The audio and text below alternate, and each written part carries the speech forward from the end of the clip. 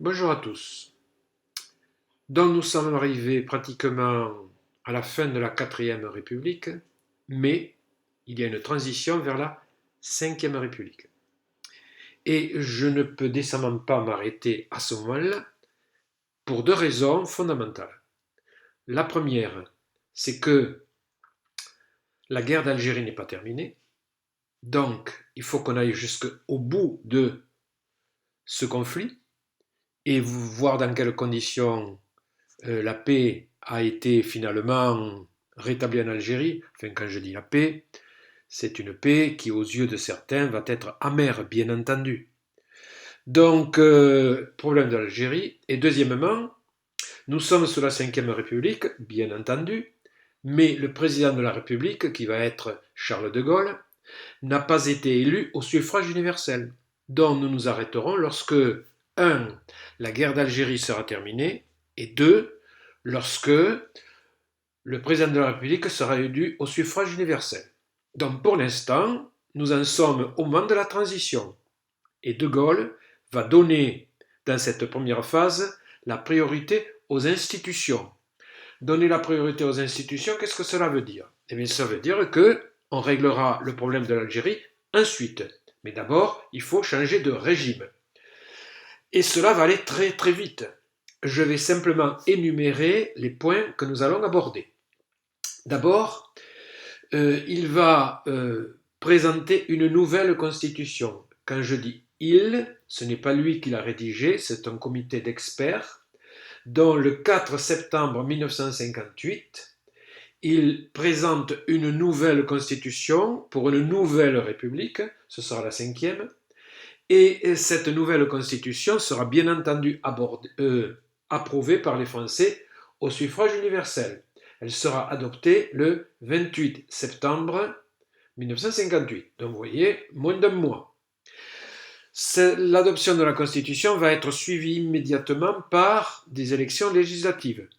Ces élections législatives auront lieu en novembre 1958, donc un mois après. Et un mois encore après, Charles de Gaulle va être élu président de la République, de la Ve République, le 21 décembre 1958. Et en janvier, le 9 janvier 1959, il va désigner son Premier ministre. Donc vous voyez que cela se fait au pas de course. Nous allons voir dans quelles conditions. Mais pendant ce temps, la guerre d'Algérie, elle, continue. Et donc, nous ferons le point, lorsque De Gaulle arrive au pouvoir, sur l'état de l'opinion par rapport à la guerre d'Algérie, aussi bien en métropole qu'en Algérie proprement dite. Commençons par ce qui pour De Gaulle est la priorité. Ce sont les débuts de la Ve République et ce sont les premiers pas du nouveau régime, dont De Gaulle est revenu au pouvoir. Nous avons vu dans quelles conditions. Il s'était plié au rituel de la Quatrième République. Nous allons le reprendre très rapidement donc maintenant, dans le retour de Gaulle. Mais ne croyez pas que De Gaulle va être accepté unanimement. Il est accepté très largement, mais pas unanimement. Il y a des oppositions qui se manifestent à son arrivée au pouvoir. Mais ces principaux opposants vont finalement, d'un point de vue démocratique, si vous voulez, au niveau des élections, vont échouer. Ils vont être battus aux élections. Nous verrons dans quelles conditions. Mais d'abord, il est effectivement pressenti pour devenir président du Conseil de la Quatrième République. Et donc, il a reçu l'investiture. Nous l'avons vu la dernière fois. Il a reçu l'investiture puisqu'elle avait une majorité. Guy Mollet, d'ailleurs, lui avait demandé est-ce qu'il se soumettra au suffrage de l'Assemblée nationale. Donc, il s'est soumis à ce suffrage. Il a eu la majorité, mais il obtient en même temps, privilège exorbitant, des pouvoirs constituants. Il obtient ses pouvoirs constituants en juin 1958. Ces pouvoirs constituants qui vont lui permettre d'adopter une nouvelle constitution conforme aux idées qu'il avait manifestées lors du discours de Bayeux. Lors du discours de Bayeux, vous savez qu'il avait insisté sur la nécessité d'un pouvoir exécutif fort. alors que la 4ème République avait donné le pouvoir de fait à l'Assemblée nationale, qui avait, je dirais, le pouvoir de défaire les gouvernements très facilement, d'où l'instabilité ministérielle. Donc lui, il est pour un pouvoir exécutif fort. Cette constitution, il ne va pas la rédiger personnellement, il va la confier à un comité d'experts d'une trentaine de personnes en particulier, des juristes essentiellement, et donc ils vont rédiger la nouvelle constitution. Mais en même temps, on peut se poser la question, cette nouvelle constitution, est-ce qu'elle établit un pouvoir parlementaire? Vous savez que De Gaulle n'est pas favorable à un pouvoir parlementaire pur. Ou est-ce que cette constitution établit un pouvoir présidentiel? Est-ce que ce pouvoir est vraiment présidentiel? Ou est-ce que c'est une combinaison, selon les présidents, entre pouvoir qui appartient à l'Assemblée, en partie, et pouvoir qui appartient au président, surtout? Donc on est plus près du régime présidentiel que du régime parlementaire, bien entendu. En même temps, De Gaulle va préparer un calendrier électoral, car il sort un certain nombre d'oppositions au sein même de l'Assemblée. Et vous savez que sa légitimité, ou plutôt vous le devinez, sa légitimité, il ne la tient que de l'Assemblée. Donc il va former le nouveau gouvernement, il va avoir des pouvoirs constituants parce que l'Assemblée lui a accordé ces pouvoirs-là. Mais il a des oppositions. Ces oppositions, certaines ne sont pas nouvelles.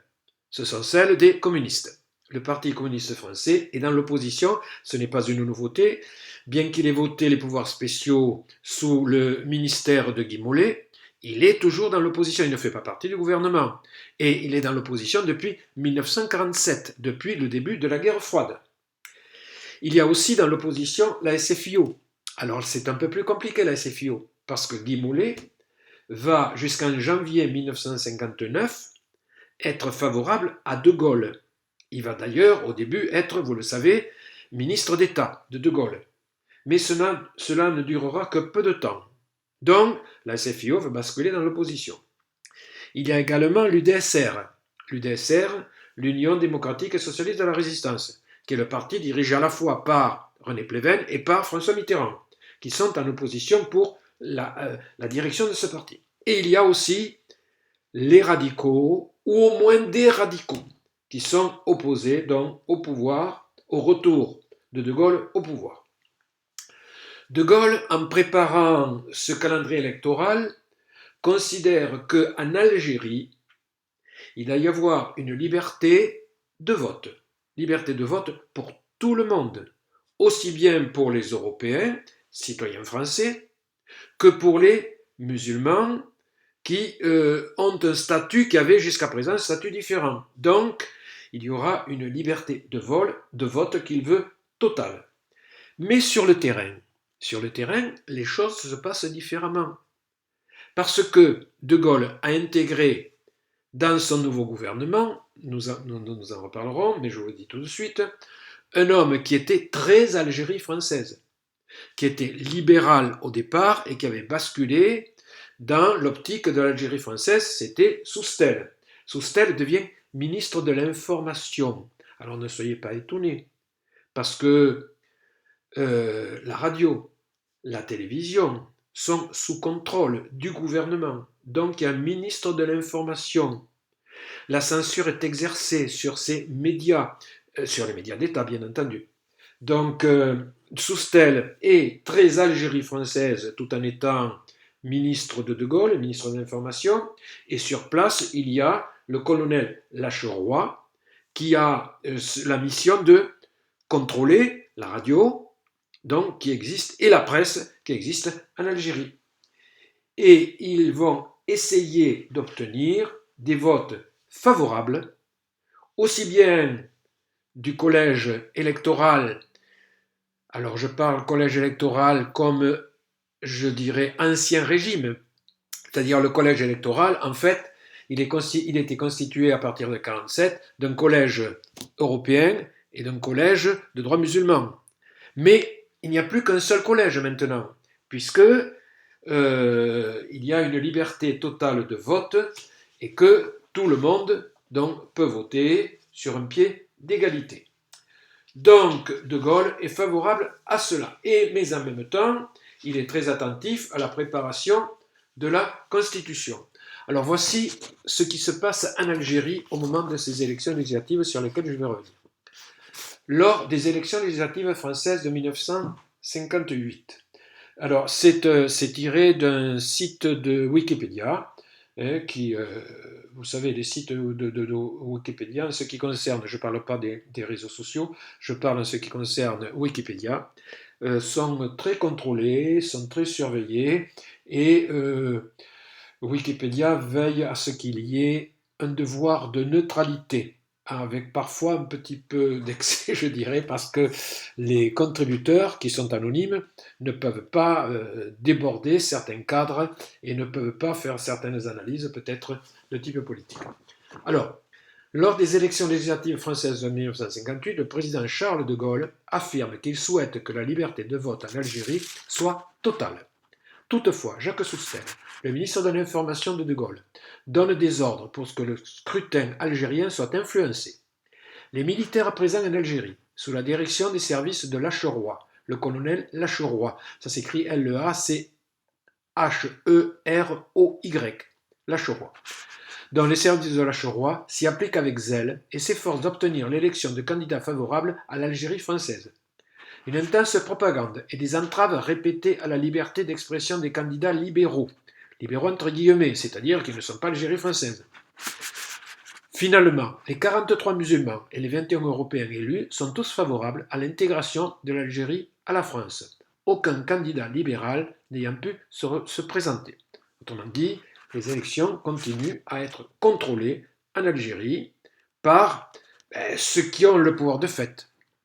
Au cours de cette période, le colonel Lacheroy tient une conférence de presse quotidienne, moment privilégié où il donne ses consignes à la presse écrite et aux organes de radio, et présente la position de la délégation générale aux journalistes français et étrangers. Comme à l'époque où il officiait auprès de Bourgès-Monoury, il procède à des saisies de journaux en Algérie, avec un point culminant en 1958, l'année pendant laquelle 78 saisies sont effectuées. Il n'hésite pas non plus à censurer les déclarations des ministres quand ces dernières s'éloignent de la ligne de l'Algérie française. En juillet 1958, il est ainsi amené à corriger les propos dans lesquels André Malraux, qui est gaulliste bien entendu, André Malraux reconnaît implicitement l'usage de la torture en Algérie. De Gaulle, qui avait déjà amorcé sa volte-face sur l'Algérie et commence à se méfier des officiers pro-Algérie française, cherche à le faire limoger à cette occasion, mais n'y parvient pas. Autrement dit, les autorités qui sont en place en Algérie agissent comme elles l'entendent. Et elles fabriquent les élections tout comme elles les fabriquaient auparavant. Donc, De Gaulle est revenu. Il a malgré tout des opposants. Quelles sont ses positions ? Je n'anticipe pas, nous allons le voir. Pour l'instant, la priorité, alors le voici à son banc de président du Conseil sous la 4ème République. Voyez inscrit dans son dos banc des ministres. Pour l'instant, il est seul. Donc, et on prépare la constitution de la 5e République. Cette constitution de la 5e République, vous pouvez la trouver très facilement sur Internet. Je ne vais pas la lire en entier, ce serait beaucoup trop long, bien entendu. Je vais quand même vous lire quelques passages significatifs. Alors, voici, je dirais, le préambule de cette constitution. Le peuple français proclame solennellement son attachement aux droits de l'homme et aux principes de la souveraineté nationale, tels qu'ils ont été définis par la déclaration de 89, dans celle de la Révolution de 1789, confirmée et complétée par le préambule de la Constitution de 1946. Dans le préambule, il y avait en toutes lettres et tous les articles de la Déclaration de 1789. En vertu de ces principes, et de celui de la libre détermination des peuples. Le droit des peuples à disposer d'eux-mêmes, ça c'est totalement nouveau. On était auparavant sur l'Union française, où les colonies étaient, je dirais, contraintes et où la France avait mené des guerres coloniales et des répressions coloniales très fortes en Algérie, mais aussi à Madagascar par exemple. La République offre aux territoires d'outre-mer qui manifestent la volonté d'y adhérer des institutions nouvelles fondées sur l'idéal commun de liberté, d'égalité et de fraternité, conçues en vue de leur évolution démocratique. Mais tout nouvel État issu d'une colonie qui réclame son indépendance l'aura immédiatement, donc manifeste la volonté d'y adhérer. Il faut manifester cette volonté d'y adhérer. Et pour la manifester, il faut voter, bien entendu, pour la Constitution et pour ceux qui en font partie, c'est-à-dire ce qu'on appellera la communauté. Donc ça, c'est le préambule. Article 1er. La République et les peuples des territoires d'outre-mer qui, par un acte de libre détermination, donc on revient au droit des peuples à disposer d'eux-mêmes, adoptent la présente Constitution, instituent une communauté. La communauté est fondée sur l'égalité et la solidarité des peuples qui la composent. Article 2. La France est une république indivisible, laïque, démocratique et sociale. Alors ça, c'est le texte originel, celui de 1958. Il y a eu de nombreuses réformes de la Constitution, mais nous sommes en 58. Donc si vous voulez voir la Constitution dans son état actuel, je vous invite à aller sur Internet. Vous avez les diverses versions jusqu'à la dernière. Donc, elle assure l'égalité devant la loi de tous les citoyens, sans distinction d'origine. De race, oui, on parle encore comme ça à l'époque, même si on sait que les races n'existent pas, mais on le sait depuis la philosophie des Lumières. Ce n'est pas une couleur de peau qui fait une race. Pourquoi choisir la couleur de peau? Parce que c'est voyant. Donc, sans distinction d'origine, de race ou de religion, elle respecte toutes les croyances. La France est un État laïque. L'emblème national est le drapeau tricolore, bleu, blanc, rouge. L'hymne national est la Marseillaise. La devise de la République est liberté, égalité, fraternité. Son principe est le gouvernement du peuple, par le peuple, pour le peuple. Nous y reviendrons. Article 3. La souveraineté nationale appartient au peuple qui l'exerce par ses représentants et par la voie du référendum. Donc, il pourra y avoir des référendums, le peuple sera consulté à des moments clés, mais en même temps, la souveraineté nationale relève de, je dirais, de la démocratie représentative. C'est-à-dire que la volonté du peuple s'exprime à travers ses représentants. Je continue. Aucune section du peuple, ni aucun individu ne peut s'en attribuer l'exercice. Donc une partie du peuple, quelle qu'elle soit, ne peut pas parler au nom du peuple tout entier. C'est la démocratie représentative. Parce qu'à ce moment-là, effectivement, ce serait le coup de force permanent. Le suffrage peut être direct ou indirect, dans les conditions prévues par la Constitution. Direct pour les députés, indirect pour les sénateurs. C'est moi qui le dis, ce n'est pas dans le texte, à cet endroit-là. Il est toujours universel, égal et secret. Bien que, voter de façon directe ou indirecte, ce ne soit pas tout à fait la même chose. Enfin, universel, égal et secret. Sont électeurs, dans les conditions déterminées par la loi, tous les nationaux français majeurs des deux sexes, jouissant de leurs droits civils et politiques. Donc tous les citoyens sont électeurs, hommes ou femmes. Les partis et groupements politiques concourent à l'expression du suffrage. Ils se forment et exercent leur activité librement. Ils doivent respecter les principes de la souveraineté nationale et de la démocratie. Alors voici, ce sont les articles qui définissent la souveraineté à travers des représentants élus. Alors maintenant, les pouvoirs du président de la République. Je ne vais pas tout vous lire, je vous lis les passages les plus importants. Le président de la République veille au respect de la Constitution. Il assure par son arbitrage le fonctionnement régulier des pouvoirs publics ainsi que la continuité de l'État. Il est le garant de l'indépendance nationale, de l'intégrité du territoire, du respect des accords de communauté et des traités. Article 6. Le président de la République est élu pour 7 ans. Oui, à l'époque, c'était la loi du septennat qui fonctionnait toujours. par un collège électoral comprenant les membres du Parlement, des conseils généraux et des assemblées des territoires d'outre-mer, ainsi que les représentants élus des conseils municipaux. Bon, pour le dire plus simplement, il y a un collège de grands électeurs. Ce n'est pas le suffrage universel. C'est un suffrage des grands électeurs qui sont au nombre de 81 000, ce qui est important, mais ce qui est loin d'être un suffrage universel.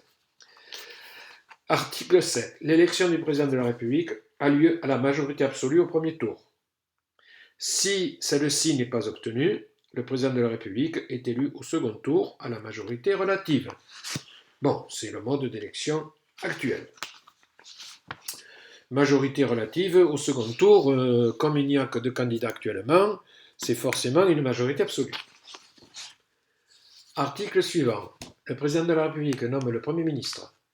Il met fin à ses fonctions sur la présentation par celui-ci de la démission du gouvernement.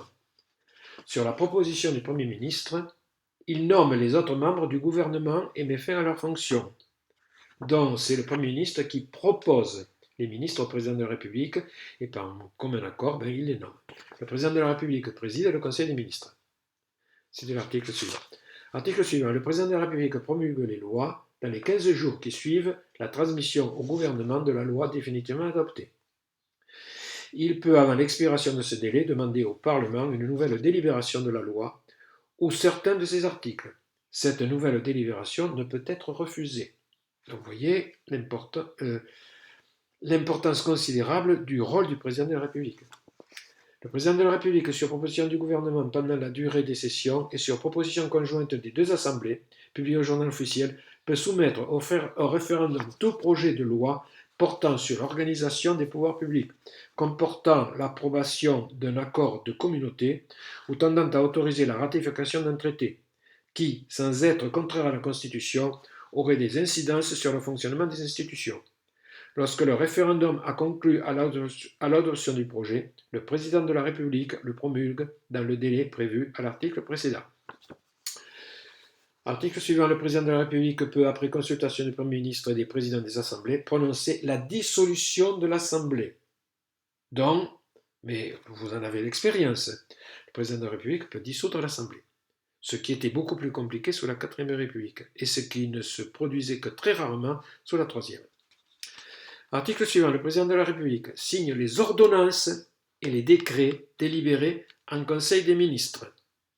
Il nomme aux emplois civils et militaires de l'État. Autrement dit, on peut gouverner par ordonnance et par décret, dans la mesure où ça a été délibéré par le Conseil des ministres. Mais nous verrons qu'ensuite, l'Assemblée doit les approuver. C'est un autre article qui est dans un autre titre de la Constitution. Le président de la République est le chef des armées. Il préside les conseils et comités supérieurs de la défense nationale. Et nous en arrivons à l'article 16, où il y a une faute d'orthographe qui est signalée pas dans le texte, mais qui est signalée dans la présentation de la Constitution.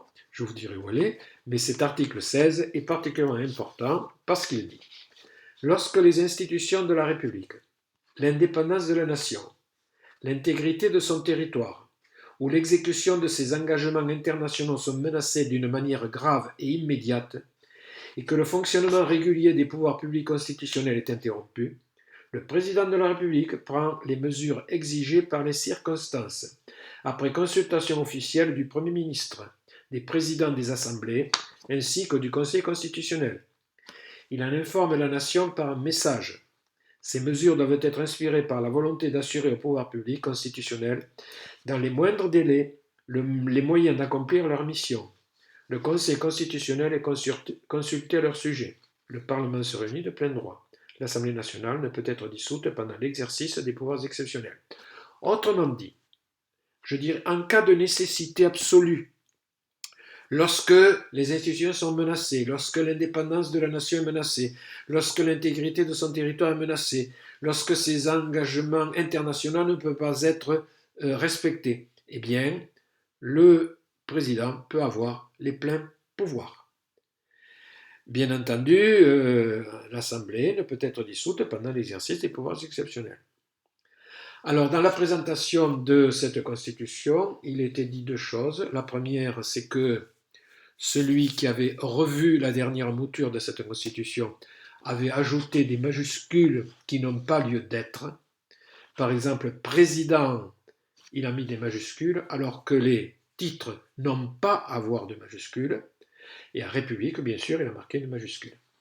Donc, la fameuse faute, elle se trouve ici, dans la première ou deuxième phrase, lorsque les institutions de la République, l'indépendance de la nation, l'intégrité de son territoire ou l'exécution de ses engagements internationaux sont menacés, alors vous constatez que tout cela, c'est du féminin. L'indépendance, c'est féminin. L'intégrité, c'est du féminin.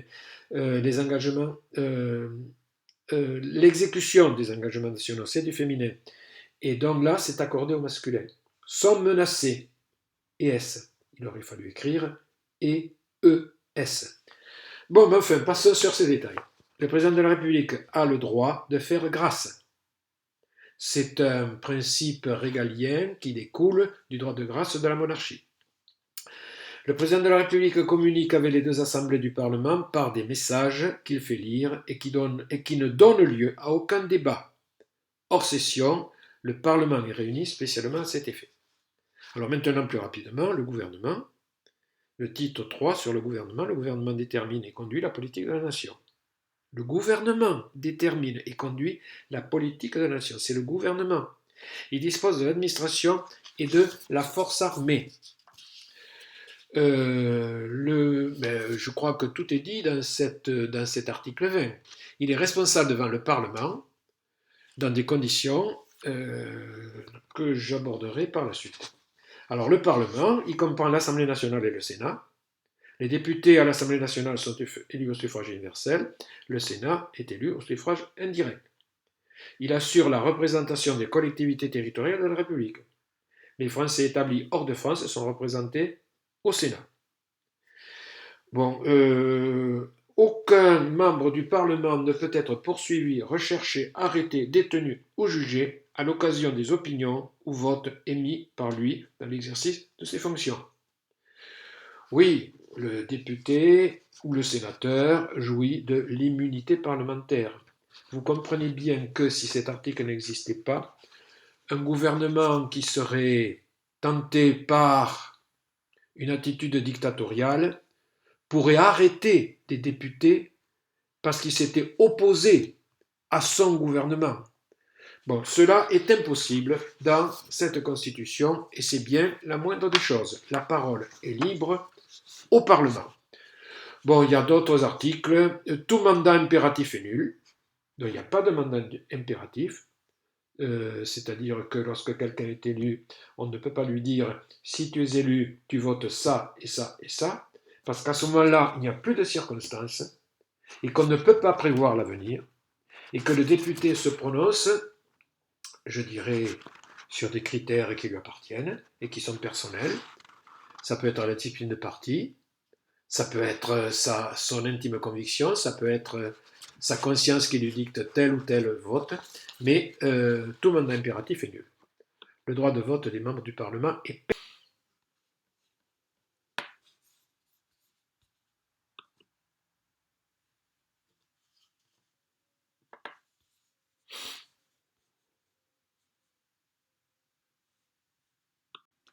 bon, mais voilà, si vous avez été patient, je suis revenu, et voici Michel Debré, qui a été nommé Premier ministre. Enfin, il n'a pas encore été nommé Premier ministre, mais il est proche de Gaulle, il va être nommé Premier ministre, et qui présente la Constitution avec ce grand sceau, vous le voyez, qui authentifie le document. Donc, vous voyez son sourire discret, sa veste croisée, c'est très à la mode à l'époque. De Gaulle, d'ailleurs, avait une veste croisée, vous l'avez peut-être remarqué. Et donc, il présente la Constitution. Et cette Constitution va être soumise au vote. Car si De Gaulle avait des pouvoirs constituants, ce qui était déjà un privilège exorbitant, parce que normalement en France, la tradition veut que ce soit une assemblée nationale qui fasse la Constitution, du moins cette Constitution est soumise au suffrage des électeurs. Et donc, voici De Gaulle à Colombier des Églises qui vote. Ben, il vote, bien sûr, il est citoyen, il vote comme tout le monde. voici à Strasbourg un bureau de vote. Alors évidemment, il y a quelque chose qui saute aux yeux. C'est que on voit que le bureau de vote est tenu par des hommes, uniquement des hommes. Et tous ces hommes, regardez comme ils sont attentifs. Est-ce que cette femme va savoir voter? Mais bien sûr qu'elle sait voter, pourquoi ne saurait-elle pas? Et voyez que le président du bureau tient dans ses mains sa carte d'électrice. Vous le voyez, c'est l'homme qui est de face, assis. Et cette femme, dans cette électrice, introduit le bulletin dans l'urne. Voilà. C'est la constitution, est adoptée par, je vous donne le chiffre exact, par 79,25% des voix. Bon, autant dire 80%. 80% des Français approuvent la constitution de la Ve République. Nous sommes le 28 septembre 1958. Alors maintenant, il va falloir élire les autres institutions. Et je veux parler du président de la République, bien entendu, mais cela se fera après les élections législatives. Alors les élections législatives, c'est l'élection des députés au suffrage universel. Ces élections législatives ont lieu en novembre, à la fin novembre 1958. Alors le résultat des élections, le voici. Je vous laisse découvrir.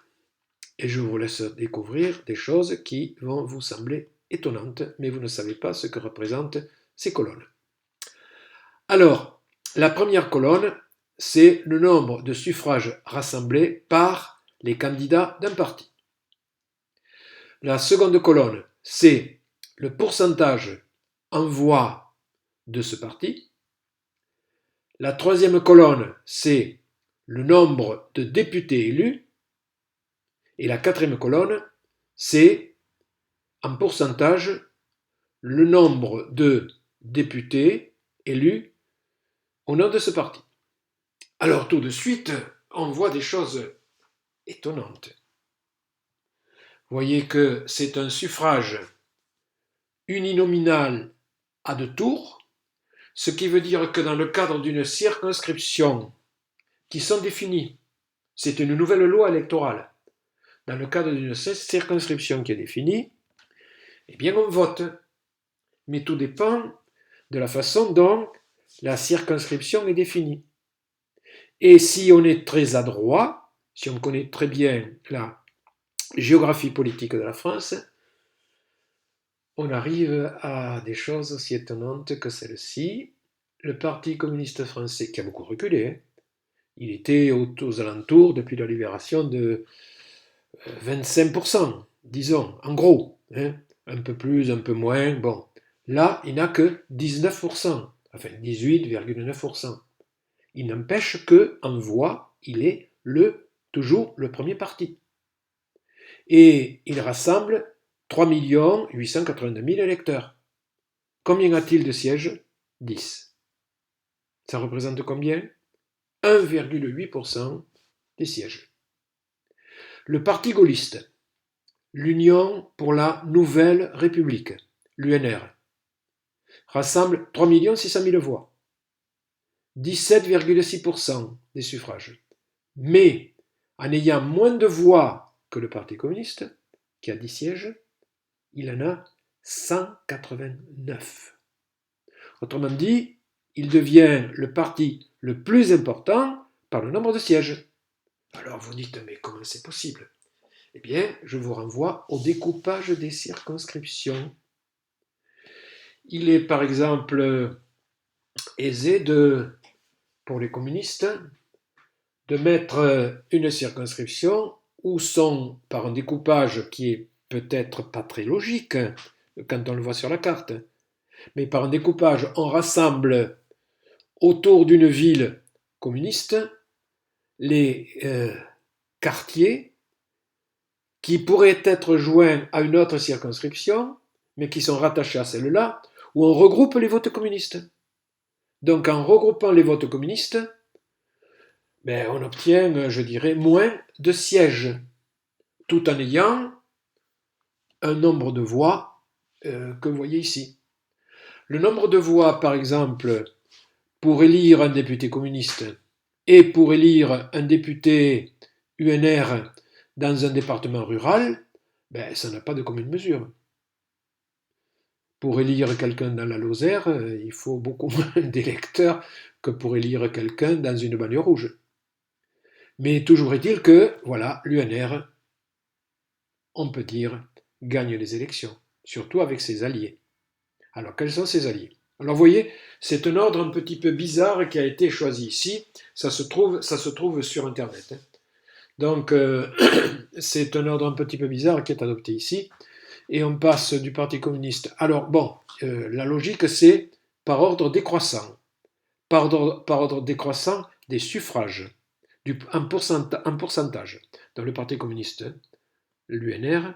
Ensuite, la SFIO, qui recule aussi de façon assez importante, mais qui a plus de 3 millions d'électeurs, donc à gauche. Dans le Centre national des indépendants et paysans, qui est à droite, et qui est un allié des gaullistes. Puis vous avez les divers droites, 11,8% qui sont également des alliés des gaullistes. Vous avez le mouvement républicain populaire qui, lui, est plus divisé, mais qui peu à peu a basculé vers la droite, et donc vers l'Algérie française. Puis vous avez les radicaux qui s'effondrent. Vous avez une extrême droite qui représente peu de choses, dont le mouvement poujadiste a fait long feu. Et vous avez l'Union des forces démocratiques, il ne faut pas trop se fier parfois au nom, qui est un parti de droite qui est très Algérie française. Donc finalement, qui a gagné les élections? Les gaullistes et leurs alliés. Ce serait intéressant d'additionner les voix des électeurs, mais bon. Quant en Algérie, Union pour la Nouvelle République, dont le Parti gaulliste, élection législative dont vous voyez, là nous sommes le 30 novembre, donc c'est le second tour. Voter, alors il y a le nom des candidats, le nom des remplaçants, mais vous voyez surtout pour l'Algérie française. Donc, en Algérie, quand on vote pour les gaullistes, on vote Algérie française. Alors évidemment, ça pose toute une série de problèmes que je vais aborder par la suite. Mais la liberté de vote n'existe pas, ou du moins elle est largement bridée, parce que les 43 musulmans et les 21 Européens, vous le savez déjà, je l'ai lu tout à l'heure, qui sont élus, sont tous pour l'intégration de l'Algérie à la France. Ajoutons à cela qu'il y a 1,4% de femmes députées globalement, et que tous les opposants à De Gaulle, dans leur circonscription, sont battus. Dans leur circonscription, je dis bien, avec tout ce que cela signifie. Alors bien sûr, Jacques Duclos, qui représentait les communistes, est battu. Jules Moch, qui représentait les socialistes, est battu. Robert Lacoste est aussi battu, socialiste. Gaston Defferre, socialiste, est battu. François Mitterrand, UDSR, est battu. Pierre Mendès France, dont de la tendance au sein du Parti radical, la tendance ménésiste, est battu. Donc tous les ténors de la gauche, tous ceux qui sont connus, tous ceux qui sont symboliques d'une certaine façon, sont battus. Maintenant, il faut élire un président de la République. Alors, De Gaulle est élu président de la République. L'élection présidentielle, elle est aussi massive que la Constitution, dont De Gaulle bénéficie donc, de cet élan en faveur donc, de son arrivée au pouvoir. Alors, voici le portrait tout à fait traditionnel qui a été fait de Gaulle. Il est habillé de noir, vous le voyez, habit de cérémonie, il ne porte pas la jaquette, mais il porte ce qu'on appelle le grand blanc. Le grand blanc, c'est cette sorte de gilet qui est sous sa veste et que portent les généraux. Donc c'est le grand blanc. Il porte également le collier de l'ordre de la Libération, dont il est le grand maître, et il porte également la Légion d'honneur, le grand cordon de la Légion d'honneur. Donc voilà, avec tous ces attributs, et dans une bibliothèque, c'est tout à fait classique, les présidents de la République écrivent parfois, en tout cas lisent. Et donc généralement, ils se font photographier de cette façon.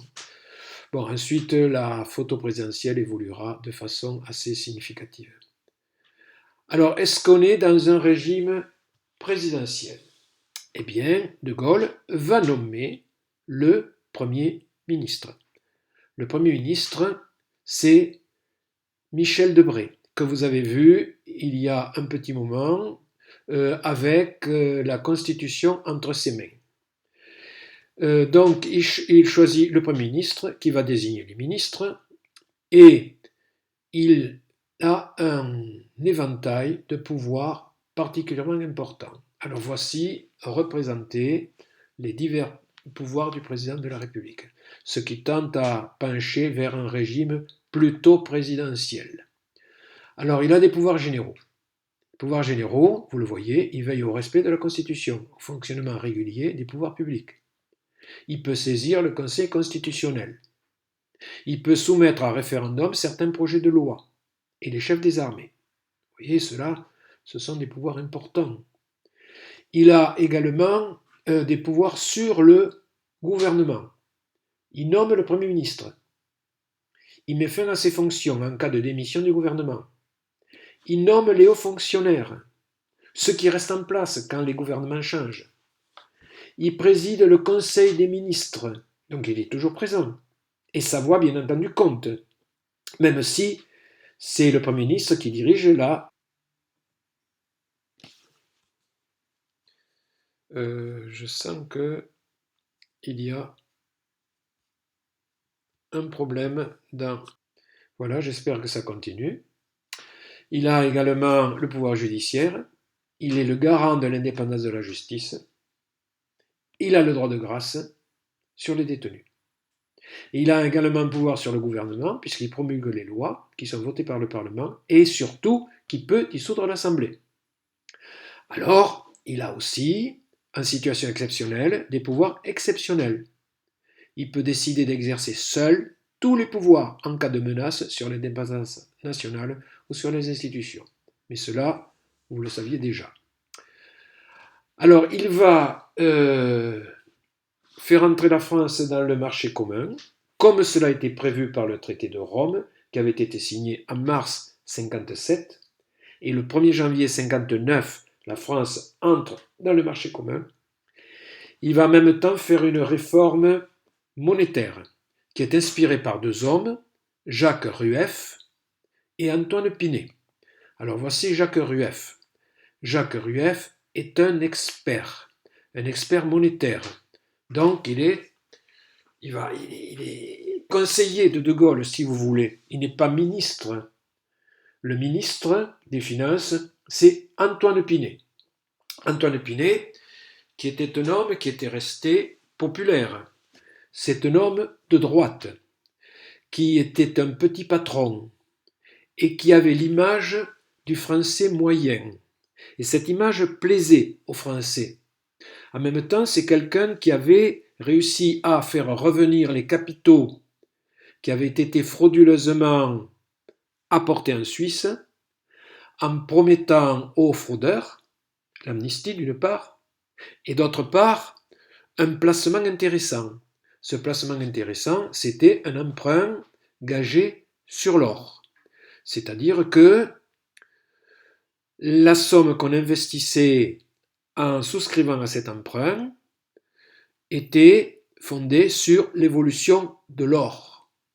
Or, comme la monnaie subissait l'inflation, et que l'or, lui, montait, ça a été sans doute la plus mauvaise opération opérée par l'État pour se procurer des fonds.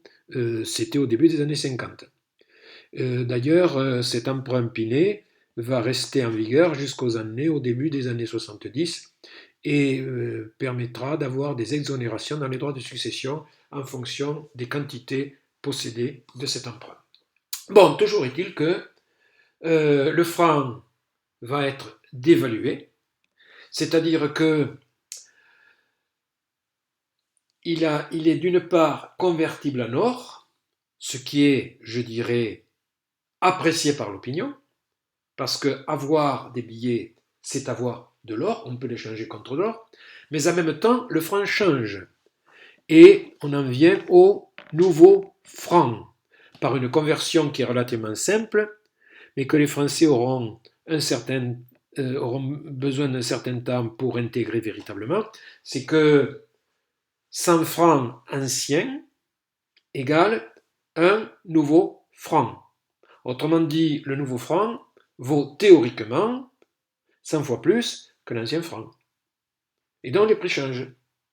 Et donc il y a une impression de stabilité prix. Et plus que stabilité. Là, c'est une baisse des prix puisque on enlève 2 zéros. Hein. On recule la virgule de 2 zéros vers la gauche. Quant à la Constitution, elle est soumise aux colonies africaines destinées à devenir des États indépendants, et donc la communauté admet la libre évolution des États et la transformation de leur statut. Donc, la Constitution est soumise à l'élection, y compris dans ces colonies qui deviennent des États, et tout État qui refuse la Constitution refuse la communauté et donc devient automatiquement et immédiatement indépendante. Et parmi les colonies devenues États qui deviennent indépendants, dans la communauté, il y a la Guinée. Voici l'emplacement de la Guinée. Bon, j'avoue que c'est une carte muette et c'est peut-être difficile de se repérer. Mais voici, plus précis, on est, vous le voyez, à côté du Sénégal. Au nord, il y a le Sénégal, le Mali. Au sud, la Sierra Leone, où il y a eu une guerre civile atroce il y a quelques années. Je veux dire 10-15 ans. Hein. Et il y a le Libéria également, qui est un État qui avait été créé par des Noirs américains qui avaient décidé de revenir en Afrique. Et donc qui avaient créé le Libéria. Donc, et voici la Guinée. La Guinée qui vote non à la Constitution, capitale Conakry, et qui devient immédiatement indépendante, dont la Guinée ne fera pas partie de la communauté. Les autres États africains acceptent la Constitution et donc font partie de la communauté. Et pendant ce temps, que se passe-t-il en Algérie? Et arrive la grande question. De Gaulle a-t-il un plan préconçu? Autrement dit, est-ce qu'il sait à l'avance quel chemin il va suivre, ou est-ce que ses prises de position sont en fonction des circonstances? Il a écrit lui-même une partie de ce qui livre peut-être sa pensée. Il a évoqué, je cite, la périlleuse stratégie des circonstances. Périlleuse malgré tout. Est-ce qu'il va la suivre?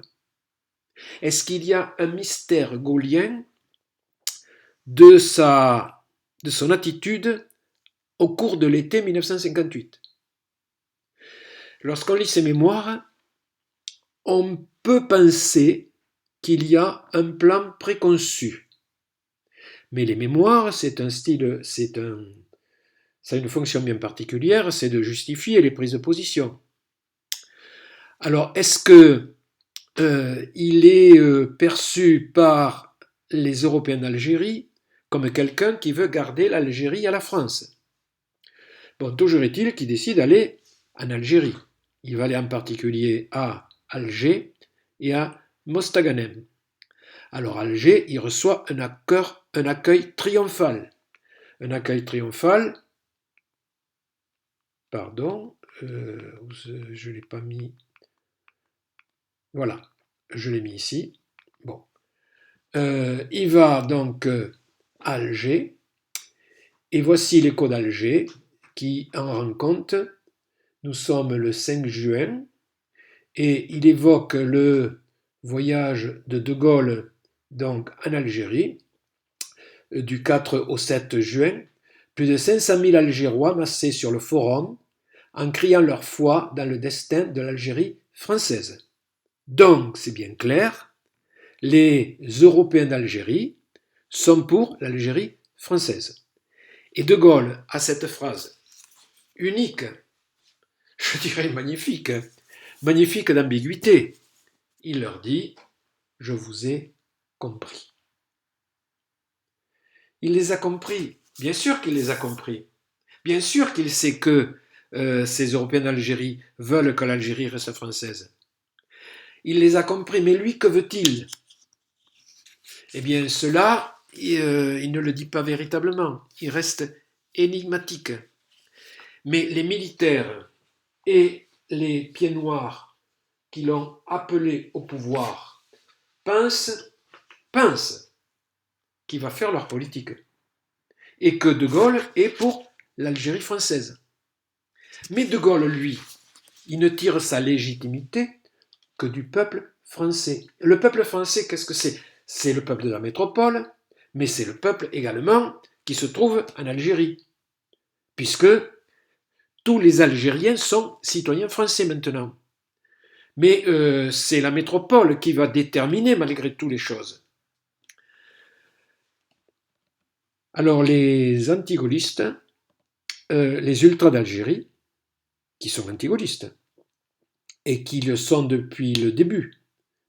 N'oublions pas que l'Algérie était vichiste, et que De Gaulle était le chef de la résistance. Donc ils sont prêts à accepter, ces ultras sont prêts à accepter des concessions, pourvu que l'Algérie reste française. Et n'oublions pas qu'un homme comme Soustelle est ministre de l'Information. Donc ces ultras acceptent le collège unique. Ils acceptent le collège unique et ils acceptent l'intégration. Alors le collège unique, voici une photo du collège unique. Voilà. Une photo du collège unique où il y a à la fois des Européens et également des Arabes, des Kabyles, musulmans. Ils admettent que De Gaulle mène une politique plus libérale que la leur. C'est-à-dire, pour dire les choses clairement, que De Gaulle soit favorable à des réformes qu'ils ont toujours refusées. Et tout cela, il accepte pour que l'Algérie reste française. Les Algériens, eux, ils attendent une autre solution. Les Algériens musulmans, ceux qui sont favorables au FLN, attendent une autre solution qui soit réellement libérale. Et eux, ils pensent à l'indépendance. Et le journal, le New York Times, écrit, le voilà, le New York Times écrit, « Ce serait une ironie suprême si tout le mouvement gaulliste reposait sur un malentendu quant aux idées du général sur la présente crise. » Alors, est-ce qu'il y a un malentendu? De Gaulle, lui, revient au pouvoir. Il voulait revenir au pouvoir. Il acceptait un certain nombre de choses pour revenir au pouvoir, tout en imposant ses points de vue aussi. Mais est-ce que c'est un profond malentendu qui se noue entre les Européens d'Algérie et De Gaulle? De Gaulle, en même temps, a mesuré la force des nationalismes indigènes. Il n'est pas naïf. C'est tout sauf un naïf, De Gaulle. Donc, il a mesuré la force de ces nationalismes indigènes. Et on peut revenir un petit peu en arrière pour se demander quelles ont été ces prises de position connues.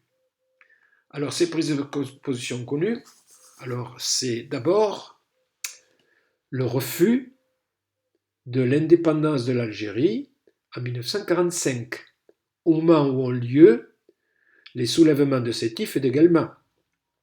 Alors cette photo, vous l'avez vue, ce sont les arrestations des Algériens soupçonnés d'être impliqués dans l'insurrection, s'accompagnent de véritables razzias. Bon, c'est une photo qui appartient à des archives, mais tout cela a été reconstitué.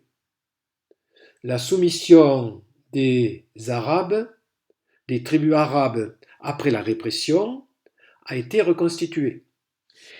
Mais De Gaulle, lui, avait recommandé au général qui commandait ce secteur, Henri Martin, je cite, d'empêcher l'Afrique du Nord de glisser entre nos doigts pendant que nous délivrons la France. Autrement dit, l'Algérie devait rester française. Et la répression de Sétif et de Guelma a été sauvage. Et elle a été en même temps largement minimisée, largement oubliée, largement ignorée.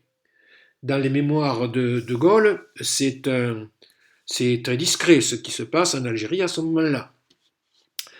En 1947, il est, je cite, pour un statut qui la maintienne, en parlant de l'Algérie, qui la maintienne française et sous souveraineté de la France, et qui organise à l'intérieur d'elle-même ce qui concerne ses propres intérêts. Donc, d'accord, l'Algérie va s'autogouverner, mais en même temps, il faut qu'elle ait un statut qui la maintienne française. Donc, nous sommes en 1947. La guerre n'a pas commencé en Algérie.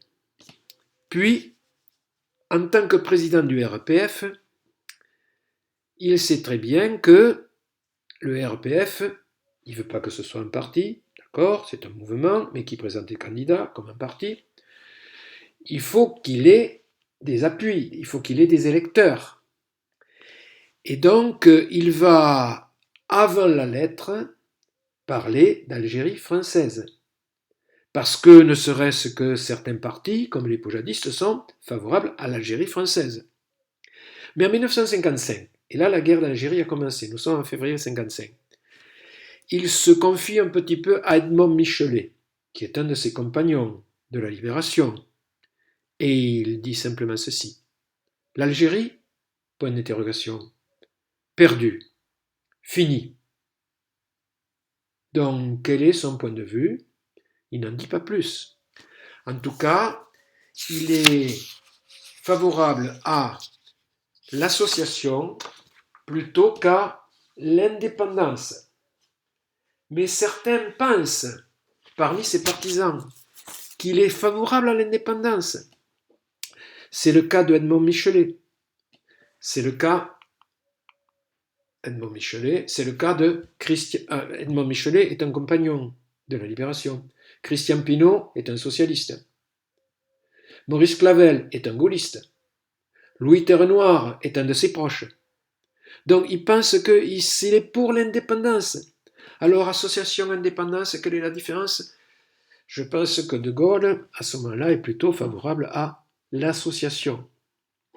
En 1957, il pense à une paix, je cite, sans vainqueur ni vaincu. Et il favorise un homme qui va être battu lors des élections, Robert Lacoste, pour l'œuvre accomplie en Algérie.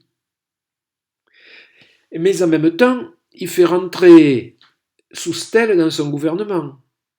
Et Soustelle qui est très Algérie française. Alors, lorsque ses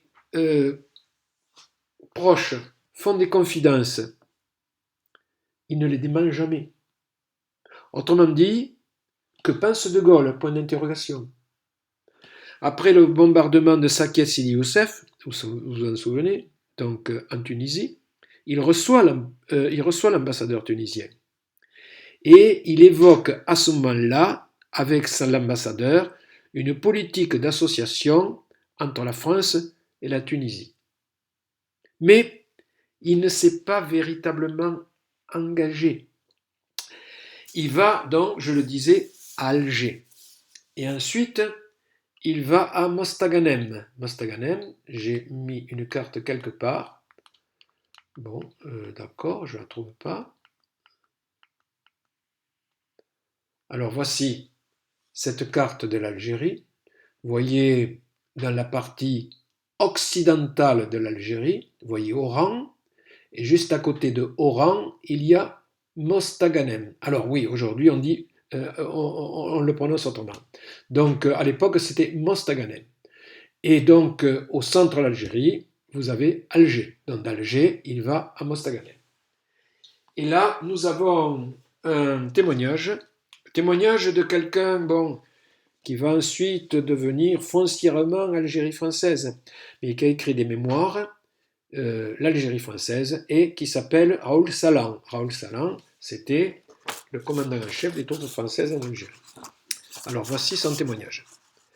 À peine le général s'est-il présenté à la balustrade qui borde ce podium cerné de bleu, blanc, rouge et marqué d'une croix de Lorraine, qu'une formidable ovation éclate. Plus de 200 000 personnes, oui, c'est une évaluation qui a été donnée, je ne sais pas ce qu'elle vaut, certains ont dit 100 000, bon. Français musulmans sont venus de toute l'Oranie, de Tlemcen, de Sidi Bel Abbès, de Mascara, de Bousfer, et sont regroupés derrière leurs pancartes. Alors vous voyez ces villes qui sont tout autour de Mostaganem. La plupart d'entre elles sont indiquées. Dans toute l'Oranie. Le général remercie et fait un signe de la main pour indiquer qu'il va parler. Au moment où il ouvre la bouche, des cris « Soustelle, Soustelle » partent de derrière la tribune. Soustelle, qui est avec nous, se dirige vers ses gens et leur enjoint de se taire. D'aucuns ne l'écoutent pas et s'obstinent. Le général se tourne vers eux et dit d'une voix forte « Taisez-vous, je vous en prie, laissez-moi parler ». Il peut ensuite, dans l'attention générale, s'adresser au public. Alors ouvrez les guillemets. La France est ici. Elle est ici en vous, hommes et femmes d'Algérie, de toutes communautés, catégories et conditions. Il faut que toutes les barrières, que tous les privilèges qui existent en Algérie, entre les communautés ou dans les communautés disparaissent. Il faut qu'il y ait en Algérie rien autre chose, mais c'est beaucoup, que 10 millions de Françaises et de Français, avec les mêmes droits et les mêmes devoirs. Il s'agit notamment que, dans l'occasion immense qui va être offerte dans 3 mois à la totalité des citoyens français, l'Algérie tout entière, avec ses 10 millions d'habitants, participe de tout son cœur, comme les autres, exactement au même titre, avec la volonté de démontrer par là qu'elle est organiquement une terre française, aujourd'hui et pour toujours. Et de cette consultation nationale sortira, je suis là pour ça, sortiront des institutions nouvelles, à l'intérieur desquelles l'Algérie aura, comme les autres Français les auront, ses représentants. Et c'est avec ces représentants que l'on verra ce qu'il y a à faire pour qu'il n'y ait plus ici que des Français de la même sorte. Oran m'a donné le spectacle inoubliable d'une foi et d'une volonté qui doivent être à la base de tout ce que nous avons à entreprendre ici et ailleurs. Je remercie Oran de tout mon cœur. Je vous convie, toutes et tous, à me suivre dans le chemin où j'ai le mandat de conduire la France. C'est ici, en particulier, que j'attends votre concours, sans condition et sans réserve, ce qui est indispensable pour que nous ayons à renouveler notre pays de bas en haut, d'un bout à l'autre. Vive Oran, ville que j'aime et que je salue. Bonne chère grande ville française. Vive la République, vive la France. Ces derniers mots sont écoutés dans le recueillement, et lorsque le général dit « Oran, bonne, chère, grande ville française », la foule ne se contient plus, et de véritables clameurs de joie saluent la fin de cette allocution. Bon, c'est le témoignage de Salan.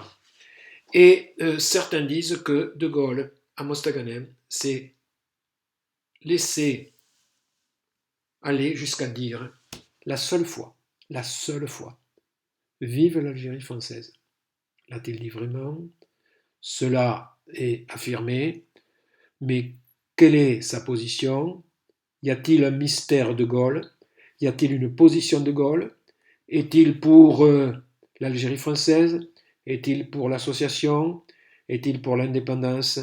Ben, nous verrons. Est-il sensible aux circonstances? Fait-il la politique qui est possible, simplement? Ben, tout cela, nous le verrons après les vacances. Au revoir, à bientôt.